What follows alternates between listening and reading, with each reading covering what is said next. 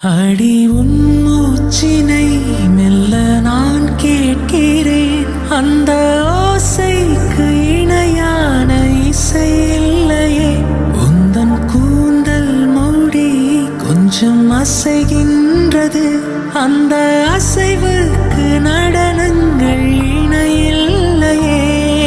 சிற்பம், கவிதை, ஓவியம் மூன்றும் சேரும் ஓரிடம் கண்டேன் பெண்ணே நான் உன்னிடம்.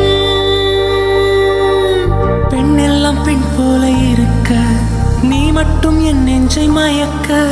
பூமிக்கு வந்தாய தேவதை போலவே. அடடா பிரம்மன் புத்திசாலி, அவனை விட நான் அதிர்ஷ்டசாலியோ.